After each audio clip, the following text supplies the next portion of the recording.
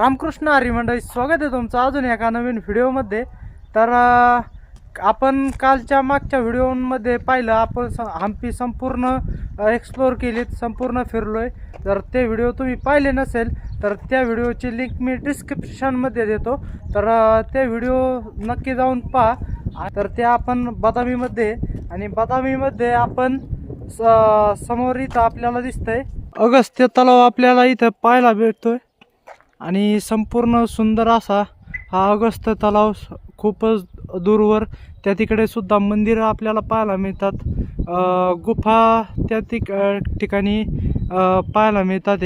आणि या ठिकाणचं सर्वात आकर्षण म्हणजे हे भूतनाथ टेम्पल, भगवान शंकरांना समर्पित असलेलं हे भूतनाथ टेम्पल अतिशय सुंदर असं या ठिकाणी आपण पाहू शकता।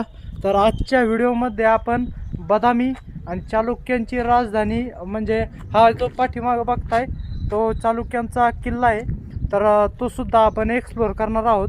तर व्हिडिओ शेवटपर्यंत पहा आणि व्हिडिओला लाईक करा आणि शेअर करा, सबस्क्राईब करा आपल्या चॅनलला। चला तर मग व्हिडिओ सुरू करूयात। तर मंदिराच्या आतमध्ये एंटर केल्यानंतर आपल्याला अशा प्रकारे हा संपूर्ण परिसर पाहायला मिळतो। तुम्ही बघू शकता हा तलाव आहे, आणि तलावाला आतमध्ये खाली उतरण्यासाठी या ठिकाणी सुंदर अशा पायऱ्या बनवलेल्या दगडांमध्ये अशा प्रकारे आपण, आणि हे इथं सुद्धा एक मंदिर आहे, आणि हा भूतनाथ मंदिराचा मागचा भाग आहे। तर तो अशा प्रकारे आपण पाहू शकता। तर या ठिकाणी सुद्धा एक मंदिर आहे, तर आपण आतमध्ये जाऊन पाहूयात। आणि इथली मंदिरं संपूर्ण आपल्या जसं कोकणात असतात तसं लाल दगडांमध्ये बनवलेली ही मंदिरं आहेत। ह्या मंदिराच्या बाहेर नाग आहेत, तर आपण आतमध्ये जाऊन पाहू आपल्याला कोणतं मंदिर आहे हे। या ठिकाणी ओंकार गेलेला आहे, तर आपण पाहू शकता अशा प्रकारे हे मंदिर। आणि ही मूर्ती भग्न अवस्थेत आहे, त्यामुळे आपण सांगू शकत नाही की हे कोणाचं मंदिर आहे, ही मूर्ती कोणाची आहे। तर अशा प्रकारे ह्या मंदिराची रचना आहे। हे भूतनाथ मंदिराच्या मागचं मंदिर आहे, आणि आपल्याला ह्याच्यावरती एवढं काय कोरीव काम शिल्प वगैरे काय दिसत नाही ह्या खांबांवरती, एकदम साध्या पद्धतीने बांधलेलं हे मंदिर आहे अशा पद्धतीने। तर आपण अजून बाहेर जाऊन पाहणार आहोत आपल्याला कोणतं मंदिर, भूतनाथ मंदिर आपण पाहूयात आतमध्ये जाऊन। तर भूतनाथ मंदिराच्या एक्झॅक्ट मागच हे मंदिर आहे। इथं नागदेवतेचं मंदिर आहे। या ठिकाणी आपल्याला अशा पद्धतीने हे पाहायला मिळते, आणि या ठिकाणी पण फक्त दगडांमध्ये बनवलेलं हे मंदिर आहे, म्हणजे अशा एकदम साध्या पद्धतीने बनवलेलं आहे की सहज हे उलगडता सुद्धा येऊ शकतं, अशा पद्धतीने हे मंदिर बनवलं गेलेलं आहे। या ठिकाणी मंदिराच्या बाहेर आपल्याला असे राखणदार पाहायला मिळतात। तर हा संपूर्ण परिसर तलावाचा आपल्याला या ठिकाणी पाहायला मिळतोय। अशा पद्धतीने हे संपूर्ण लाल दगडांमध्ये, जसं की आपण कोकणामध्ये येतो अगदी त्या पद्धतीने कोकणातली जशी मंदिरे असतात लाल दगडांमध्ये, तशी मंदिरे आपल्याला इथं पाहायला मिळतात। हे भूतनाथ मंदिर आहे। तर हा भूतनाथ मंदिराच्या आतमध्ये जाण्याचा रस्ता आहे, आणि भूतनाथ मंदिरसुद्धा अगदी तसंच आहे। यावरती सुद्धा नक्षी काम केलेलं नाही आहे, शिल्प वगैरे काही चित्र कोरलेली नाहीत, एकदम साध्या पद्धतीने फक्त इथं आपण जसं तोरण वगैरे काय बांधतो अगदी त्याप्रमाणे या ठिकाणी केलेलं आहे, एकदम साध्या पद्धतीत, साध्या सरळ पद्धतीत। तुम्ही बघू शकता इथं फक्त हा दगड आहे, हा दगड फक्त ठेवल्यागत वाटतोय, म्हणजे असे हे हा दगड ठेवून त्यावरती हे ठेवलंय, म्हणजे हे ठेवलंय, म्हणजे अगदी साध्या सोप्या पद्धतीने हे मंदिर बनवलं गेलेलं आहे। वरती तुम्ही पाहू शकता फुल आकार कोरलेलं हे आपल्याला पाहायला मिळतंय। तर या ठिकाणी हा नंदी आपल्याला, नंदी महाराज असे बसलेले पाहायला मिळतात। प्रत्येक मंदिराच्या बाहेर महादेवांच्या आपल्याला नंदी महाराजांचं दर्शन होतं. आतमध्ये जाऊन आपण पाहूयात आपल्याला अजून काय काय पाहायला मिळते. या ठिकाणी नागदेवतेचे शिल्प पाहायला मिळतात. आतमध्ये या मंदिराला सुद्धा काय विशेष असं कोरीव काम केलेलं नाहीये, एकदम साध्या सरळ पद्धतीने बनवलेलं आहे.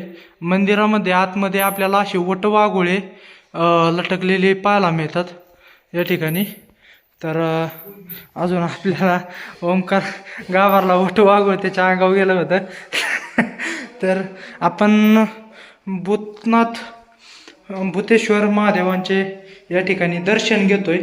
तर अशा पद्धतीने हे शिवलिंग आपल्याला पाहायला मिळतंय. मला असं वाटतंय या शिवलिंगावरचा हे नंतर बसवलेलं असावं, कारण की हा जो खालचा दगड आहे तो वेगळ्या पद्धतीचा म्हणजे लाल कलरचा आहे आणि वरती जे दिसतंय ते काळ्या कलरचं आहे आणि खाली सिमेंट भरलेलं आपल्याला पाहायला मिळतंय.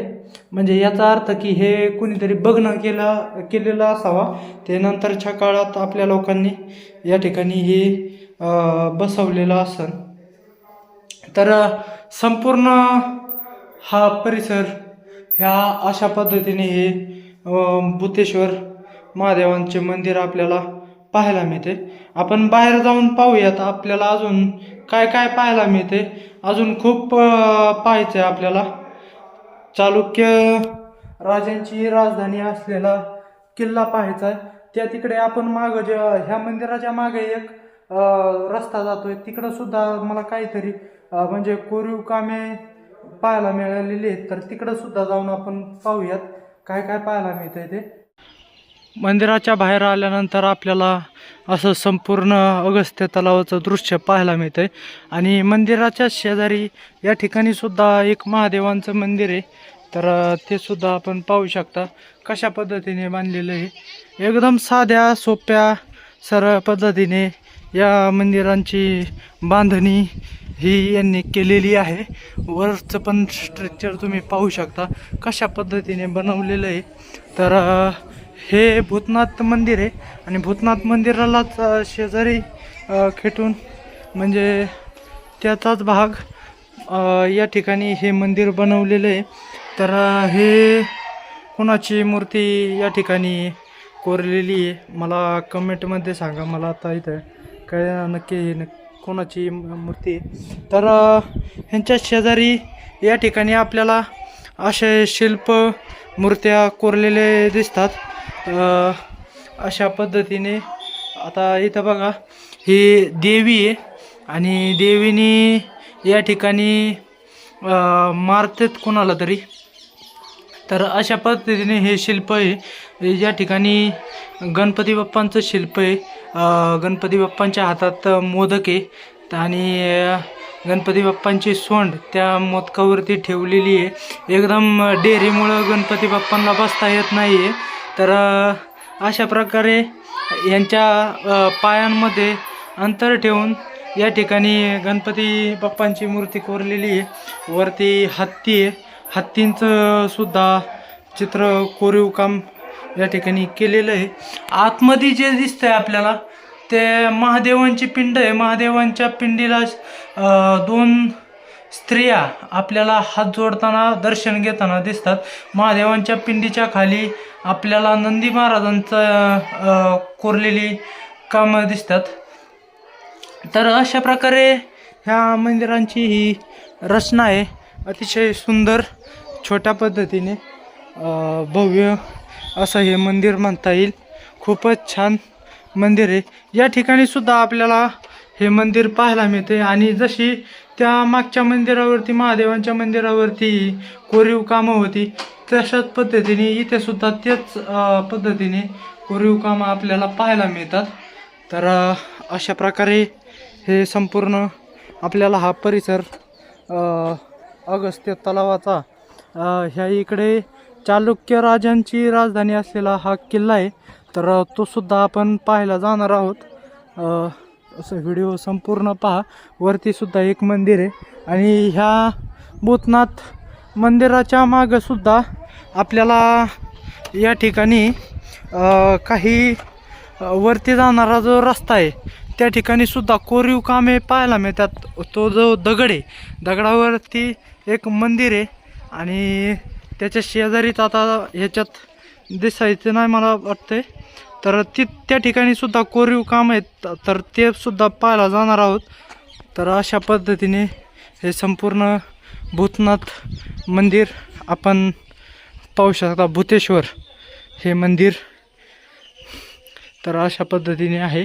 भूतनाथ मंदिराच्या मागे आल्यानंतर आपल्याला त्या अशा प्रकारे ही शिल्प कोरलेली दिसतात. या शिल्पांचं वर्णन म्हणजे वरती मंदिर बनवलं आहे आणि त्यामध्ये महादेवांची शिवलिंग त्या ठिकाणी कोरलेली पाहायला मिळतात. या ठिकाणी एक फूल आहे, तर ते फूल दगडामध्ये कोरलेलं आपल्याला पाहायला मिळतं आहे. ते खाली पडलेलं आहे आता सध्या. तर अशा प्रकारे हा डोंगर आहे, म्हणजे हा दगडी डोंगर आहे आणि त्याचे 2 भाग झालेले आपल्याला इथं पाहायला मिळतात. तर अशा प्रकारे हे संपूर्ण सुंदर असं या ठिकाणी कोरीव काम केलेलं आहे लाल दगडामध्ये. तर तुम्ही पाहू शकता इथं पण मंदिर आहे आणि त्यामध्ये महादेवांची पिंड आहे आणि बाजूलाच नंदी महाराज आहे. हे मला असं वाटतंय इथं भरपूर असे महादेवांचे शिवलिंग कोरलेले आहेत. हे जवळजवळ 12 असावेत, कदाचित 12 ज्योतिर्लिंग यांनी दाखवण्याचा प्रयत्न केलेला असावा या ठिकाणी. तर अजून आपण वरती जाऊन पाहूयात आपल्याला काय काय पाहायला मिळते ते. तर या ठिकाणी पण आपल्याला महादेवांची पिंड आहे, मूर्ती आहे, तर ती पाहायला मिळते. ही नरसिंहांची मूर्ती पाहायला मिळते.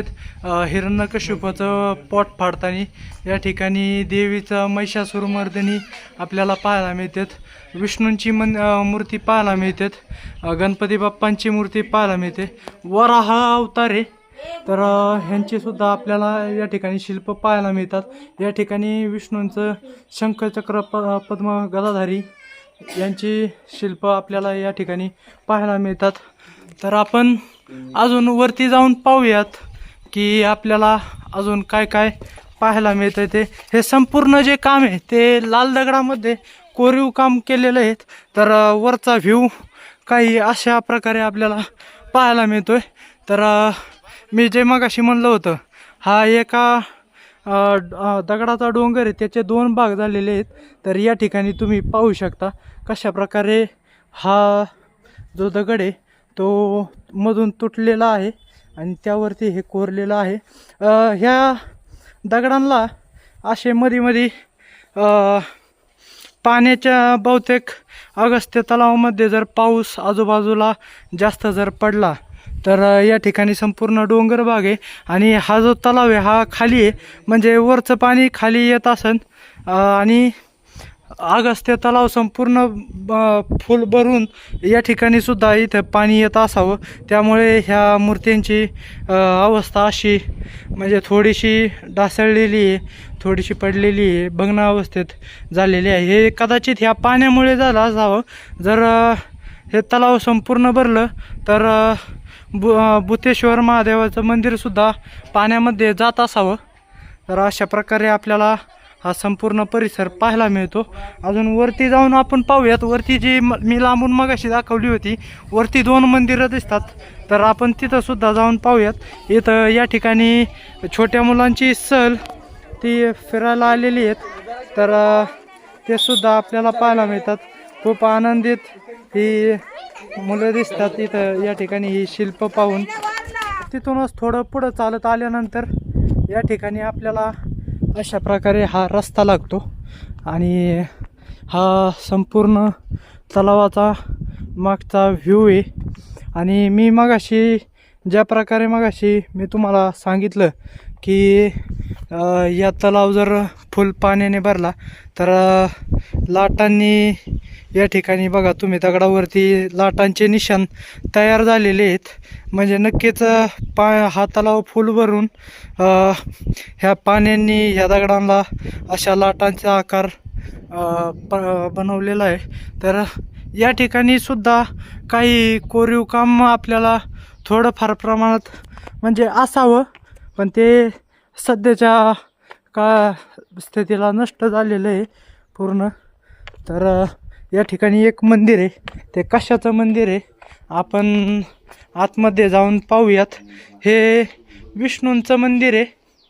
तर अशा प्रकारे ह्या मंदिराच्या बाहेर जे हे तोरण जे केलेलं आहे, तर ते अशा प्रकारे हे तोरण त्यांनी बनवलेलं आहे.